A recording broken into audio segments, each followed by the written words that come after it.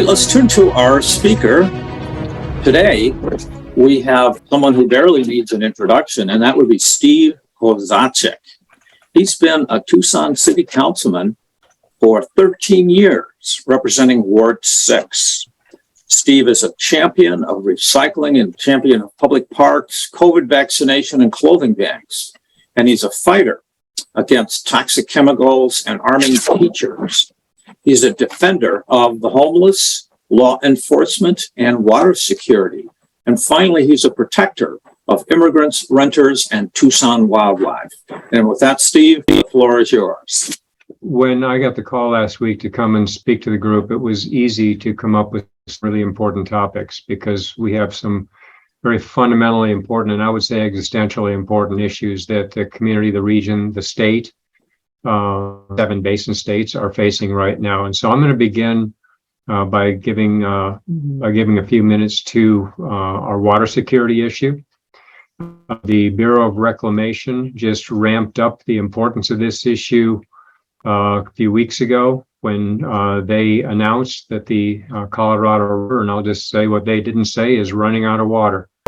They amped up the requirement for the 7 basin states to leave water on Lake Mead. We at the city of Tucson get 144,000 acre feet a year off of the lake and off Lake Mead, but off of the Colorado River. We use about 100,000 of that to serve our customers, and we've been banking 44,000 acre feet a year. So we have 5 or 6 years worth of water, wet water, banked underground, waiting for the inevitable need for that. I'm going to back my way into a few comments about PFAS water contamination as well. But anyway, the Bureau of Reclamation announced that they are going to require a game plan from the 7 base states, and that's Arizona, Nevada, California, Wyoming, New Mexico, Colorado, Utah, that's 7, plus the tribes, plus Mexico, for how they're going to keep the Colorado River from running dry. Our 44,000 acre feet is simply a drop when we need buckets. And the Bureau of Reclamation, Department of Interior, has said that if the states don't come together with a game plan, then the federal government will impose a solution on us. That's something we don't want to do, and yet there is an argument that's not real popular, but it is an argument that if we don't come up with a solution and California is the recalcitrant member, then they are the ones who really have a vested interest in joining at the table right now, because when the Colorado River Act was first produced several years ago, the only way to get California to the table was to make them a priority partner. And so we have to be, Arizona and Nevada are giving up water before California even has to come to the table. So that is the leverage the rest of us have to get California to the table now and come up with solutions. The big dog in the room, of course, is agriculture.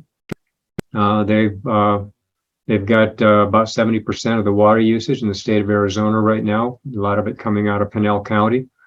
And so years ago, when we came up with the drought contingency plan, they leaned on the state legislature and said, we'll fallow some land and we'll be a partner in this, but you're gonna have to pay us for those crops. And it was something north of $20 million at the time. It's gonna be way north of that this time. So this is a fundamentally important issue, and my concern is that people are not taking it seriously enough. If you look at the rates that we pay for water now, it's a gift in Arizona, in the desert, in a drought. The reason that this is even more important for the city of Tucson and this region is that I mentioned that we have 5 to 6 years worth of groundwater stored. The challenge that we have right now is that we know that we have a PFAS contamination. PFAS is a contaminant that we know the primary cause of the contaminant is a firefighting foam that the Department of Defense has historically used, and we know that Davis-Monthan used it. We know that the Arizona Air National Guard used it out of Tucson International Airport. We know also, based on documentation that the DOD has already provided, that one of the ways they were disposing is called an aqueous film forming foam, AFFF. The way that DOD was disposing of it was either by hosing it into the soil or diluting it and dumping it into the sewer system. So it is no surprise to anybody that we have a significant plume of PFAS immediately outside of Davis-Monthan Air Base, which is just southeast of Central Wellfield, which is a big deal. We also have a significant plume out by Tucson International Airport, by where the National Guard is doing its training, and that they disposed of PFAS and the AFFF in the same way. Until about 3 weeks ago, the EPA standard for PFAS contamination was 70 parts per trillion. That's drops in an Olympic-sized pool. So this is pretty bad stuff. However, the EPA in the last couple of weeks changed that health advisory from 70 parts per trillion down to 0.0004 parts per trillion. That level is so low that you can't even detect it with the testing methods that the EPA itself approves.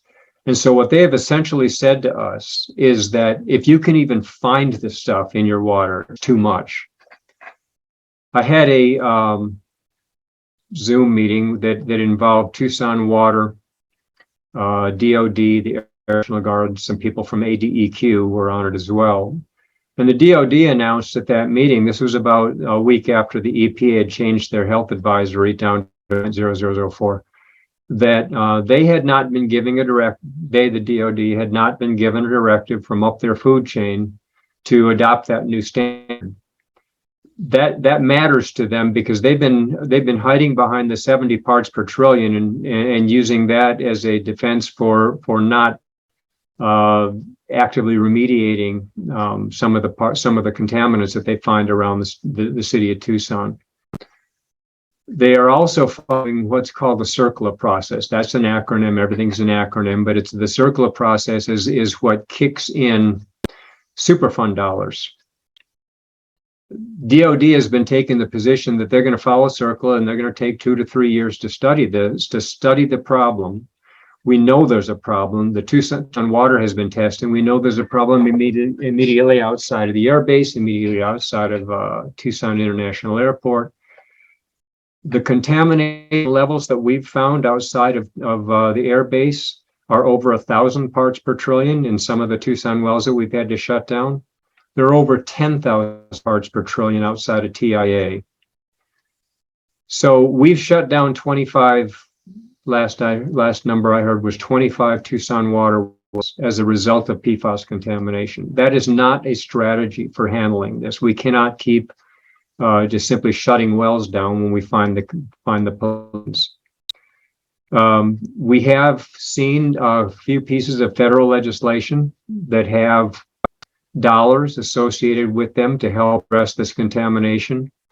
The dollars will not be sufficient. Tucson Water is north of $50 million out of pocket already, shutting wells down, doing testing, doing mediation. I will say that the ADEQ has been a good partner. They have fronted us over $5 million for putting online a couple of test facilities. One of them is right outside of Davis-Monthan. Another one is just north of Randolph Park on Broadway. If you go up Broadway and at Randolph Way, just across the street from Elcon, you may see a test facility there. And what we're trying to do is we're trying to demonstrate to the Department of Defense that this is a real and present danger.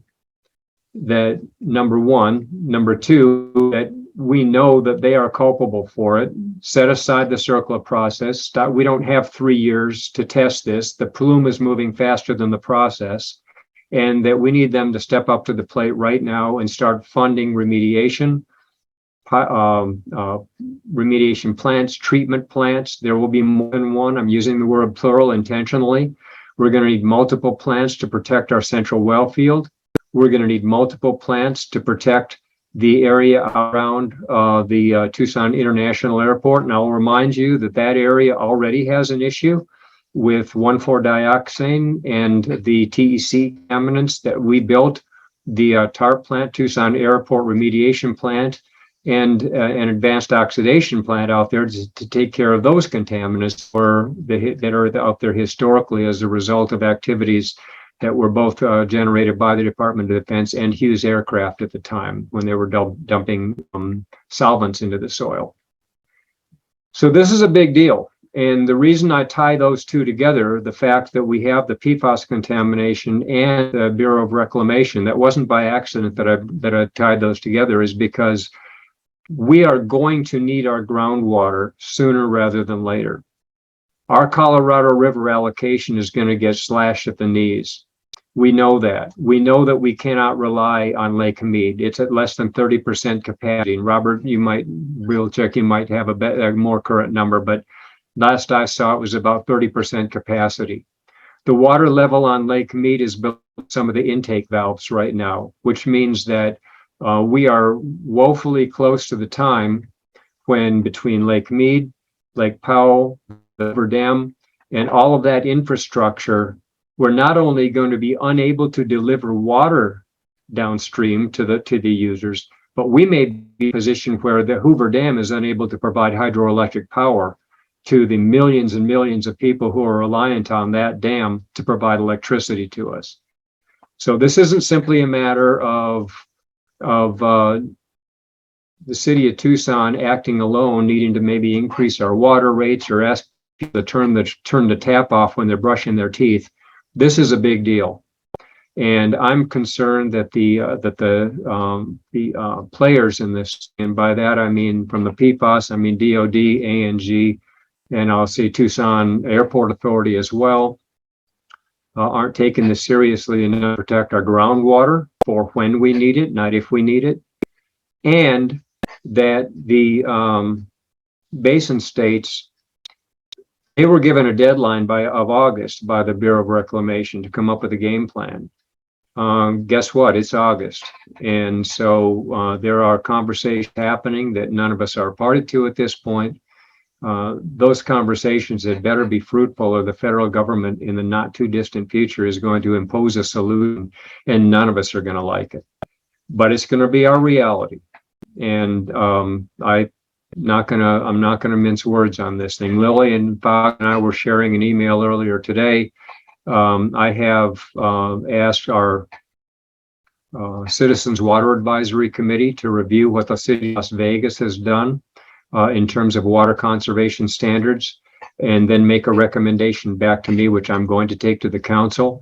They have certain, such as putting golf courses on water budgets, mandating that if you drain your pool, it has to go into a storm drain, more front yard lawns, capping the size of lawns in people's backyards, certain times of day that you're allowed to water lawns, directing people to go car washes instead of washing their car in their driveway.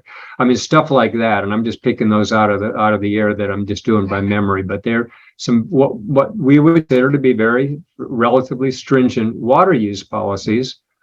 They're still nibbling around the edges when you consider the fact that we're in a decades-long drought in the middle of a desert, with a groundwater capacity that is suffering PFAS contamination that is unabated, and the reclamation is saying you need to come up with 2 to 4 million acre feet in addition to what you're already doing.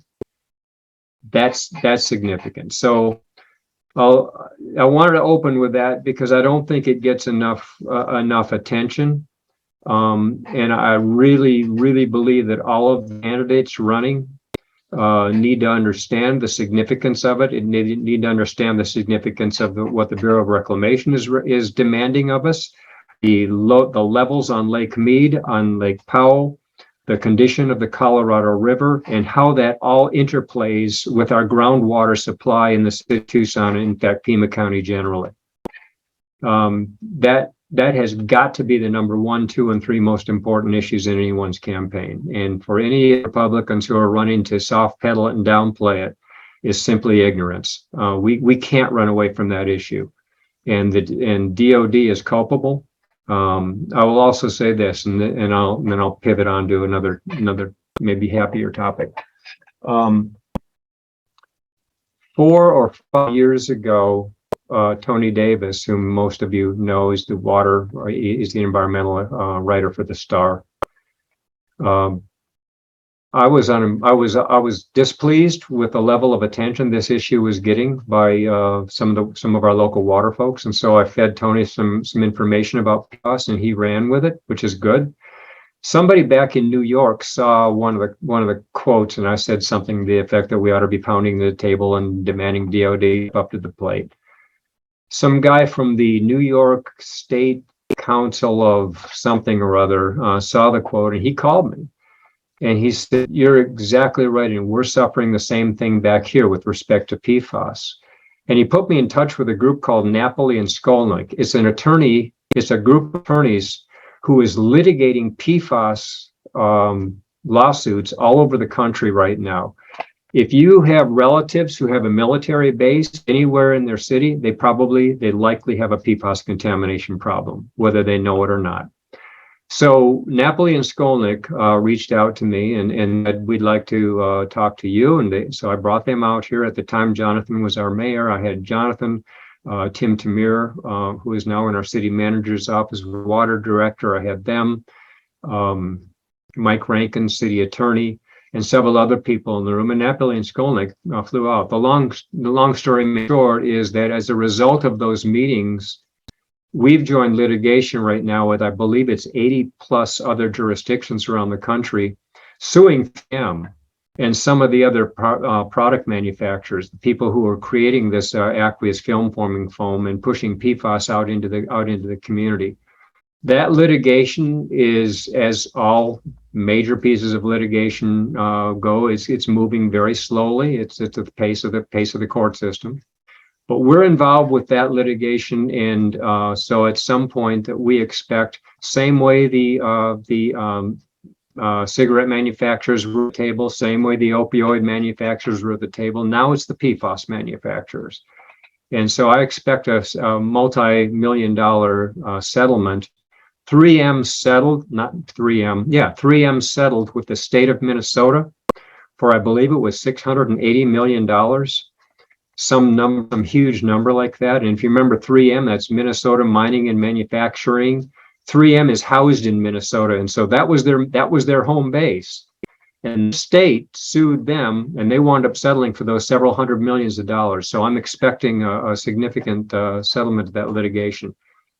The reality is it's come too slowly for our need. So anyway, sorry to go on and on about that, but I swear to God, we could talk for hours about it. There is no more important issue for this region in this campaign than water security. So that's one thing. So let me pivot real quickly. Larry mentioned in the introduction plastics. We're doing a very, very cool plastic, and I saw Mike Weingarten is on. He came by over the weekend. I'll back into the issue. This is the goal. This is a 22-pound Lego that's made out of all non-recyclable plastic. And you look at the top of it. If I drop it in my keyboard, you're going to hear me swear big time, but there's a couple of little nubs on the top. On the bottom are the ends that those nubs fit into. So I haven't been taking my steroids, so I'm going to set that down. What we're doing is we are collecting non-recyclable plastics here at the ward office. And we have already sent over, here are the partners. Bifusion is the company that produces these blocks. They've got a machine called a blocker. And what they do is they take the plastics, and these are everything from bubble wrap to popcorn, the bags you get your chips in, anything that you are not supposed to be putting, the clamshells that you get at fast food restaurants. We're taking it all here. We've already sent almost 1.5 tons to get baled. And so what happens is this. Here's the game plan. We through the end of the year are going to be continuing like these plastics. We've got a 30 cubic yard roll off out behind the ward office. It will be emptied for the 3rd time in a month, tomorrow or the next day. Our partners are Bifusion, as I said, the company who makes these blocks. Jason Tankersley out on the east side, who runs Tank's Green Stuff, is taking what we're collecting here at the ward office now, and he's storing it out on his yard until he gets enough to bale it. So crushing down and creating, just as you have bales of hay, we're going to make bales of plastic. And then we're going to truck it over to Bifusion. They're going to make these blocks out of it and send them to us. So what are we going to do with these blocks? These are construction grade blocks. You can do anything with these blocks that you can do with a cinder block. The difference is that these have a higher R value, and you can't take a hammer and crush it. You don't need concrete. The process by which they're made is that they dump the plastic into the blocker. First, they shred it, dump it into the blocker. It superheats it with steam, and it's all self-contained. So it's not like we're emitting steam out into the atmosphere. It's all contained, so that the next load uses approximately the same steam that the first load did. It melds it all together, drops it into an extruder in the shape of this Lego, and then spits out the block. We're going to get about 1,500 blocks per ton. The reason we're not going to get, and this 22-pound block is made of 22 pounds of plastic, so there's no loss. The reason we're not going to get 2,000 blocks per ton is because people are still throwing contaminants into the. I'm still getting some aluminum cans. People continue to throw styrofoam into the bin, so I'm dumpster diving and pulling it out. But I'm sort of backing into the expectation of the contaminants that we're getting. So we're going to pull those out. But anyway, we get about 1,500 blocks per ton. And what my goal is, and I'm 100% certain that we will be able to achieve this, is to demonstrate to the city that city manager, our finance people, the rest of the mayor and council, that number one, the community wants us to do this. I can't even begin to tell you how many people have come by and said, we are so glad to now have some place to put these plastics other than in the trash can, because everybody knows it goes in the trash can, it goes into the landfill. And Southeast Asia right now is the world's dumping ground for unusable plastics. They are literally dredging the Mekong Delta and ruining habitat to make room for the plastics that we produce and we use. So at the end of the year, when I'm done with the pilot program, I'm going to be sitting down with the folks I just mentioned, mayor, council, city manager, and our finance people, and say, number one, this makes sense financially. Because right now, and I forgot to mention that my goal is to go out and use these blocks to fund all of the projects that we are otherwise going and buying masonry blocks. For instance, all the Prop 407, the ramadas, the walls, the trash enclosures out in our parks. We've already produced a bench in a pocket out in San Gabriel neighborhood. We're going to do some more in Himmel Park. Raised planters. So anything that you can use masonry, or you can use these for. You can clad it with stucco, you can paint over the top of it, you can put sheetrock on it, you can drill into it. So pretend it's a masonry block instead it's plastics. So at the end of the year, be demonstrating to the folks I mentioned that number one, it makes sense financially because we're not going and buying the blocks. Most importantly, it makes sense environmentally, because we're keeping this stuff out of the landfill. We're paying Republic Services, who runs our material recovery facility, our MRF, over $360,000 a year in contamination fees. Now, all of that is not from plastics that's not supposed to be there, but some of it is. So we'll be able to demonstrate that, number one, we're reducing our cost for contamination. And number two, we're preserving extending the life of the landfill. And we're doing something productive in the community with this stuff that otherwise would simply be waste.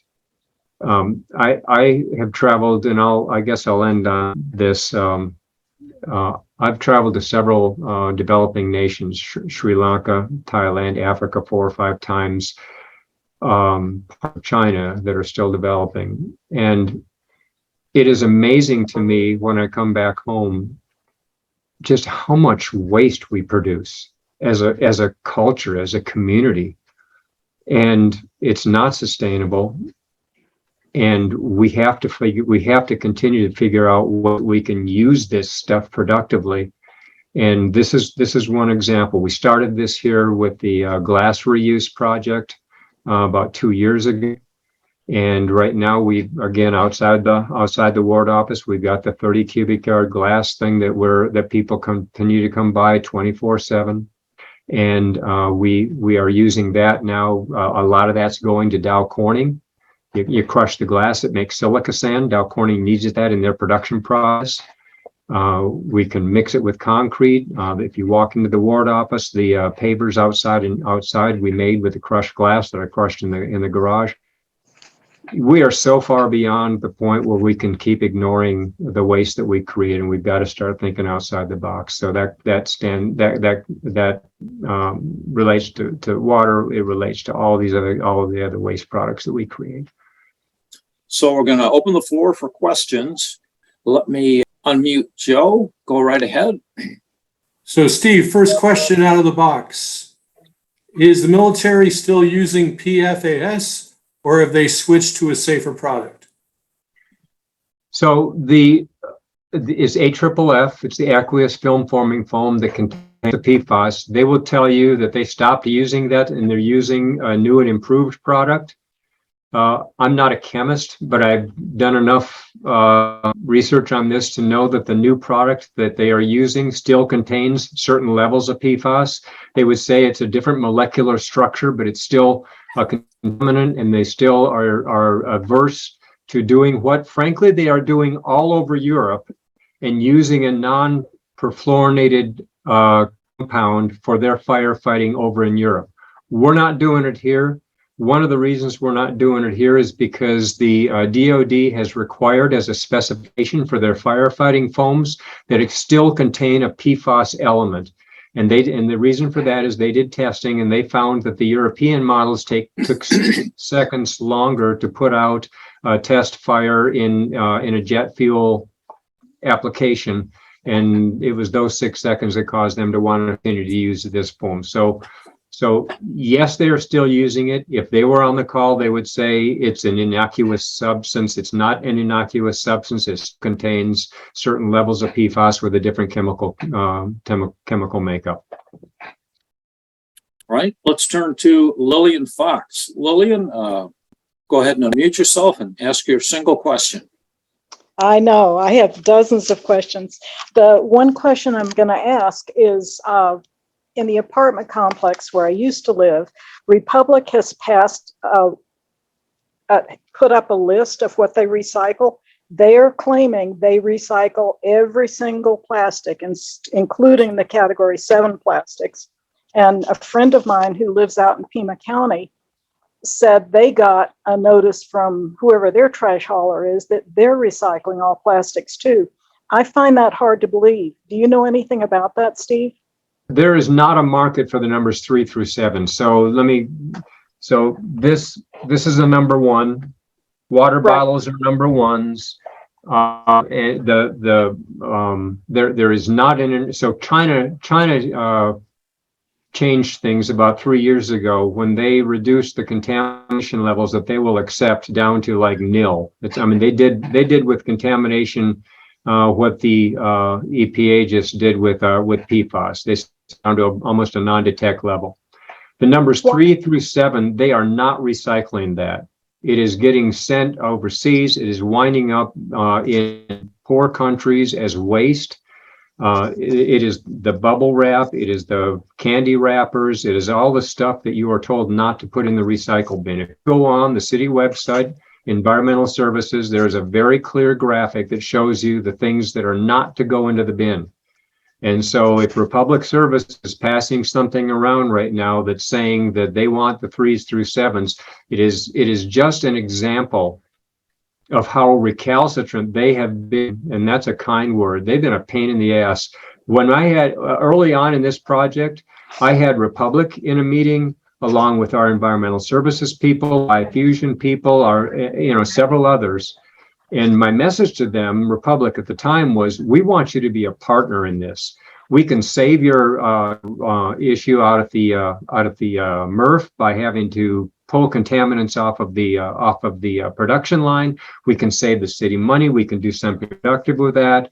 Their concern is that by my opening up this 30 cubic yard roll off, I don't have any control over whether somebody comes and throws their water bottles in it. They want the water bottles. And so they are willing to take the chance of of them getting contaminants out at the MRF, which they charge us for, versus my winding up with some of their water bottles out here. I don't really care. I'm not in business to satisfy their bottom line. And if you bring a plastic bag filled with bubble wrap and water bottles, I'll take it. And if Republic wants to fight about it, we'll fight with them about it. All right. Let's turn to Steve Early. Steve, go ahead, unmute yourself and ask your question. Thanks, Steve, for being here. I just recently was informed that I can no longer recycle because I don't live somewhere where I have a blue bin, and the city removed the recycling from the parks that were recycling. And so if you don't live somewhere where you can have a blue bin, you can't recycle, and that's not good. Do you live in the city? I do. And you can't you can't have a blue bin in the city? Well, I live in an apartment, and they don't. Oh. And I tried to get it one, and when I first moved in, it never went anywhere. And so I have no way to recycle. Okay. If you put in the chat, or Larry, if you give Steve my email address, I'd need your address and I'll put that down for you. I don't know why you wouldn't. Now, if it's an apartment complex, I'll give you a few possible scenarios.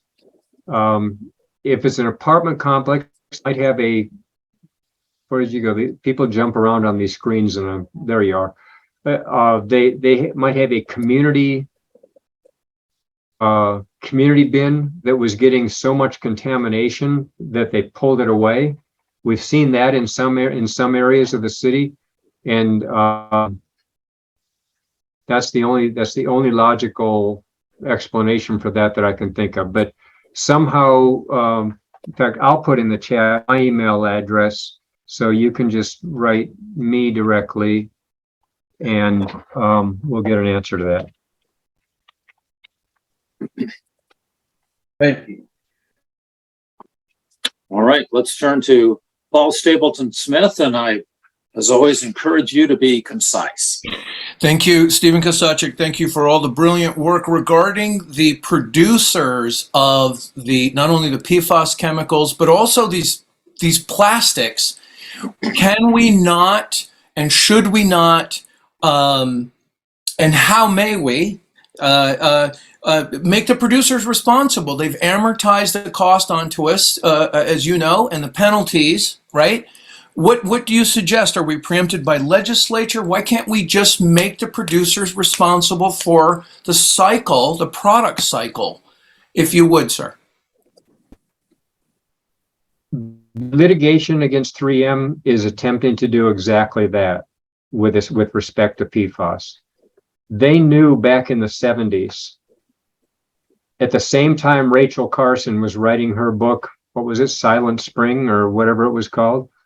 At the same time she was writing that book, and if you read it, you should, they were dumping this stuff into Lake Erie, into Lake Huron, into lakes all around Minnesota. This stuff is called the forever chemical for a reason. It doesn't dilute. It doesn't go away. It bioaccumulates. They found it in fish, in lakes in Minnesota, outside their plants. They found it in the blood supply of people who are working in 3M plants. They were taking pregnant women off the line. So they had guilty knowledge of this back in the 70s, and they kept pushing it out. So that is exactly the point of trying to hold them culpable. They recognize that this is a multi-billion-dollar obligation that they have to satisfy this. So yes, and it's not just three. There are several other lesser producers of this stuff that are also joined in that litigation. How do you hold plastic manufacturers culpable for putting a product on the market that if you walk through Safeway, you can't come out of Safeway without one of their products? I mean, try it sometime. Every single packaging material that we use has got plastic as a component of it. So it's, who was it? Somebody will remember if we have met the enemy and he is us. It was a cartoon character. Who was it? Pogo. Yeah, Pogo. Thank you. So as long as we keep feeding the kitty, it's going to keep coming back to the dish and, asking for the milk. And so we walked through Safeway and I just held up my Coke bottle. We got that. We got the water bottles. We got the packaging material. There must be somebody on this call who is more, has got more religion when it comes to not going into the stores than I do, because I'm as guilty as the rest of us. But that, I don't know how you get to the manufacturers when we continue to buy their product in mass. I don't have an answer to that, Paul. Send me an answer. Let's turn to Barbara Warren. Dr. Barbara Warren has a question. Go right ahead.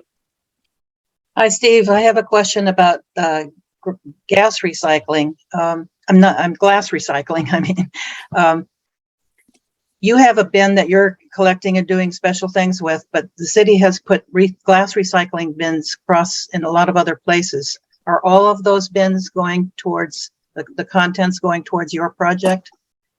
Yeah. So there were 21 different bins scattered around the city. They are all intended for the same project. I say there were because they had to remove 2 of them from the east side because they were getting so many contaminants. People were dumping mattresses and everything into these things, and so they removed them. The city removed them. So that's really sad, and it just troubles me that we're getting about 30% contamination rates out at the MRF. That's the reason we're paying Republic over $350,000 a year for contamination. We're getting dead animals, we're getting dirty diapers, we're getting all sorts of stuff in the blue bins, much less these glass containers. So yes, they're all going towards the same project. Now so when I started this, and I've still got the 1 bottle at a time crusher in the garage. I have a lady who comes by, her name is Anita Goodrich. She runs a program called Bottle Rocket, and she's crushing glass to make countertops and things with, and she comes over every month or so and we crush glass together. But the goal was to get the city to buy a commercial scale crusher, which they did, and put it out at the landfill at the next to the MRF. That happened immediately as COVID was hitting. We had Department of Corrections crews who were lined up to go and do all the labor on the crushing the glass, and all of a sudden that labor pool disappeared. And so what the city has done is they have environmental services. They've gone out and contracted with a company to do all the crushing for us. They and I mentioned a few minutes ago, one of their major clients is Dow Corning because they need the very fine silica sand that's produced. We get 10% of the product that they create, and we get, I think it's $5 a ton or something for the glass that we provide to them. So, so all glass that you see at the bins around town are going to that same project. It's not exactly what I had hoped for, but it's as effective as what I could hope it to be, given all the circumstances. Now, my hope for the plastic is different. I want the city to have a blocker machine here in Tucson. So at the end of the year, I'm going to gather all the costs. One of those costs is having to run the roll off out to tanks. That's not what that costs. Another cost is to tanks to bale the stuff. Another cost to truck the 20 tons of plastic over to California and then truck the blocks back to us. So I'm going to be able to demonstrate we can back all those shipping costs out of the equation if we have that machine here in Tucson. And I am absolutely certain that the number is going to make sense at the end of the year, so we can demonstrate to the city that we need to invest. Now, one of those machines costs about $1.5 million. If you think of the contamination rates that we're paying to contamination costs that we're paying to Republic right now, doesn't take long for those dollars to make sense. But the same way, you don't have to buy a car. You can lease a car. You can purchase a car. You can buy, get a taxi. So we can get Bifusion to figure out different financing schemes so that we don't actually have to come out of pocket. I will tell you though, a guy called me over, we talked over the weekend, and he said he wants to, some investors to come and buy it for us. I'm touring a facility here in Tucson tomorrow with Bifusion. They're flying in from LA. It's called Polyprint.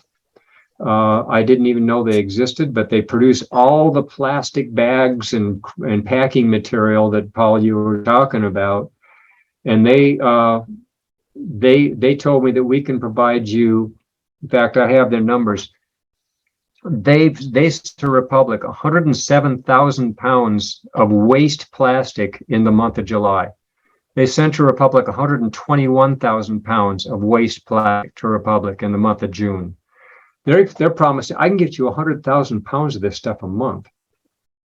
So I'm touring Bifusion through that place tomorrow, and we're going to figure out a way to make this make sense. So yes to the glass, and yes, I don't want to set up a bunch of distribution sites for plastic around town. I ultimately would love to see this multi-stream curbside so that everybody on this call goes and puts their cardboard in one bin, their glass in a bin, their plastic in a bin, their food waste in a bin. Other jurisdictions do that, and there's no reason the city of Tucson, as progressive as we are, can't figure out a way to do that as well. Okay, Kirk Alexander has his hand raised, so Kirk, go right ahead and ask your question. Thank you, Larry. Thank you, Steve, for sharing your time and information with us. My question is this: what is Tucson Water and/or the city of Tucson doing about large-scale water harvesting? Like the kind of water harvesting that would increase our groundwater supply. Well, first of all, not enough, and I don't think anybody's doing enough in the Southwest when it comes to water conservation. But what the city is doing is we offer some fairly significant rebates for cisterns and things. It's all residential scale at this point. We also have, and this is not cisterns, it's water harvesting. We have a very significant program, green stormwater infrastructure program, that has both neighborhood scale projects and also the more regional scale projects that are funded out of different funding streams. You have a conservation fee that you pay on your water bill if you're a Tucson Water customer every month that goes to fund the GSI program, the Green Stormwater Infrastructure Program. Each board office has $45,000 a year for the neighborhood scale. There's about $1 million set aside for the more regional scale projects. Right now, we work with Tucson Clean and Beautiful to help design and facilitate those projects going in. They reached out to me, Tucson Clean and Beautiful, about 2 weeks ago and asked me to hit the brake pedal for a while because they've got so many Ward 6 projects going there. They're kind of falling behind in terms of design. But if you're a Ward 6 resident, I want to hear from you and your neighborhood. These GSI projects are for things such as putting chicanes in roadways. If you ride your bike down Treat right now, you'll see chicanes between, I want to say, Spillway and Grant. Actually further than that, and that's to capture the sheet flow and to divert it into the aquifer, as opposed to simply running down the pavement. Treat is an example of the neighborhood scale projects that we're doing. We're working with Tucson Unified School District for some larger scale projects using some of their grounds to put basins in, large scale basins in some of their play fields. That would be a more effective way to capture large amounts of sheet flow. That again, that's, as opposed to just letting it run down the street. And just as a tagline on all of that, Kirk, I will say that the single most pregnant piece of ground that I have got my eyes on right now is that eastern parking lot in Elcon Mall that never has anybody parked in it. It's immediately east of the Home Depot. And I have been trying to get to the ownership of Elcon for literally years, continue trying to, because that, if they could turn that into a green space park for the community with a huge basin in it, I can tell you that all of the residents who are north and east of Elcon, the flooding that they see during our monsoon seasons would be significantly abated if we could turn that into a huge basin. But so that's, I don't know if that's exactly responsive, but it's several things that we're doing. Let's turn to Becky Schulman. Becky, go ahead and unmute and ask your question. Hi again, thank you. Can we just bring all of our plastics to your office, or does it only have to be the non-recyclable plastics? So I'm assuming that Republic Services CEO is not on the call. You can press plastic. If it's plastic, we want it.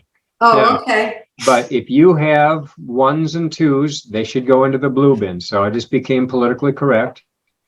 But if you want to dump all your plastics into a plastic bag, bring it to the ward office. There's a 30 cubic yard roll off right out behind me here, and we will take it and we will create these blocks out of it. If you choose not to self-sort. If you choose to self-sort, Republic will blow you a big wet kiss for helping their bottom line. Your water bottles will wind up out at the MRF, and we'll wind up with your clamshells and your bubble wrap. Okay. All right, we've got Steve, do you have a little bit of time to answer a few more questions? Everybody wants to ask you something. Good. I'll try and shorten my answers. All right, let's turn to Lucy Messing. Lucy, go ahead and ask away. Hi, Steve. Good to see you. Hi, likewise, wherever you are. You're on there somewhere. I am. I'm on here somewhere. When they went to Blendman, they were part of a recycling program that worked with the city. Does the city still have any educational programs in the schools for recycling? Yeah, they do. That's part of the use of those conservation fees that you pay. I think it's 8 cents per CCF, might be 9. Anyway, so a part of the conservation fee that I was telling Kirk that we used for the GSI projects, a part of that also goes into education. And you know what I'm going to be doing now that school's open, I'm going to be going into schools with this plastic thing, because just as you were suggesting with your question, the real apostles of this stuff, or the real pains in the asses of this stuff, are the kids who go home with this plastic bag saying, "Mom, you can't throw that away. You got to put it in this plastic thing." The same thing is true with the water conservation. Yeah. We find that the kids are the most effective in going and saying, "Hey, look what I learned in school today," and walk into the bathroom and turn the faucet off when mom or dad has it running while they're brushing their teeth. Exactly. So, yeah, education is continuing to be a big piece of this. Thank you. All right, let's turn to Paula Schlussberg. Please unmute and ask your question. Hi, Steve. Thanks for some really great information on both of these issues. I have a ton of questions, and I'll just send most of them in emails, but one that I think might be useful for people is, how clean do things have to be to avoid contamination, other than a whole lot of, education of what consists of contaminants? You mean for the plastics program, or for going to your plastics? Yeah. They don't need to be. Now, if you've got a plastic peanut butter jar, it'd be nice if you didn't have like gobs of it left in, but just rinse it out. You don't need to put your yogurt things or cottage cheese things through the dishwasher. Just rinse it and throw it in. And the reason for that is, remember, I described the process. All these plastics are going to get shredded, and then they're going to get dumped into the blocker, in which they're superheated, and all of those otherwise contaminants are just going to dissolve away. So what winds up in the extruder is the cleansed by the heat and the steam plastics, and so it's don't worry about a little bit of food waste that winds up in the yogurt or the cottage cheese thing. Okay, that's great to know. Thanks. All right, we have a couple questions left. Andrea Kennedy has one of them. Go ahead, Andrea, unmute. And ask your question. Steve, thanks for coming today, and I'm glad the Judge's family came to America. When I go to the glacier water machine and I get water, which I only do because it smells like a swimming pool because of the chloramine they inject, does the process of reverse osmosis take out the PFAS or no? So we're looking at two different treatment methods for PFAS. One is granulated activated carbon, GAC, and just by luck, there were GAC filters in the treatment plant that we had by the Air National Guard to treat the 1,4-dioxane. And so we got, with no forethought, that it was just dumb luck that the GAC filters treated for PFAS. Now, what we've had to do, and I'm not ignoring your IO question, we have found the concentration levels of PFAS out by Tucson International were so significant, and I mentioned over 10,000 parts per trillion, that they were super saturating the filters to the point that we were having to change them out so frequently, or we'd be simply sending PFAS through the treatment facility out into this that's where we serve the people. So that was a problem. So GAC is one way. Ion exchange is another. It's more expensive than the GAC filter. It does appear to be an effective treatment method for PFAS. Again, what would be important though is to, depending on where you live, if you live around Davis Mountain, or if you live downstream from their runway, if you live out by TI, getting your home water tested periodically to make sure that you haven't supersaturated whatever treatment method that you're using, so that it's still an effective method. That would be my layman's recommendation. Okay, thank you. All right, let's turn to Joe Danishevsky for the final question. Go right ahead, Joe. And it's a big picture question. So Michael Bryan asks, what are your priorities, Steve, and those of others you might be aware of, for spending our $150 million surplus in the city? So this is not just $150 million we've got sitting on the kitchen counter waiting to be spent. It's dollars that we would have had it not been for 2 years of CARES and ARPA dollars coming from the federal government. So we have to be careful about how we spend it. We have staffing issues that we still have to be concerned about. We have something like 45 vacancies in our 911 center. We have an ongoing need for both police and fire. We have roads that we still need to take care of. We have needs in our parks department.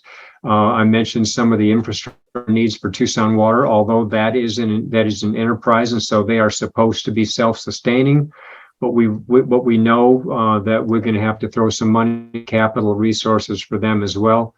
So there is not a single area where we're going to identify those dollars. We have IT needs. The city computer system is absolutely archaic. So I would say that our first most important use of those dollars is to make sure that we have a competitive salary structure across the board with City of Tucson employees, so that we're not a revolving door and we're training staff, and then other jurisdictions or other employers are simply poaching poaching our employees. We have to make sure that our employees are paid fair. We have an effective benefits package as well to go along with that. So that I think, if I had to cherry pick one, is to make sure City of Tucson employees are paid fairly, so that the training dollars that we put in are going to make sense for them to stick with us, and that we're not going to just simply have to keep in a hiring mode over time. All right, Steve, thank you so much. We're very grateful for all the work you do and wish you all the best. Please tell us how we can support you, how people can contact you, and where can people go to volunteer for you? The single most important that you can support the work I'm trying to do is by electing people like Sanda and people who are going to go in and change the makeup of the state legislature. Because every time we try and do something at the local level, and you mentioned Rex Scott and his gun control thing, you all know that I've been fighting that for 12, 13 years. I have spoken to Rex about that. He's swimming like a salmon upstream on that. I have never seen a court overturn the state prohibition on local gun laws, and God bless him if he can achieve it, but I think he's not going to be able to. We need this legislature to change. So if you want to help local jurisdictions adopt more progressive policies at the local level that simply aren't going to get preempted at the state level, change the state legislature and make sure that Carrie Lake doesn't wind up taking Ducey's place. She's batshit crazy, by the way. The Republican candidates are all totally inexperienced. They're Trumpers, and they just want to turn Arizona into Hungary. I'm going to bring the meeting to a close. Steve, thank you so much from Democrats of Greater Tucson for coming on the program today.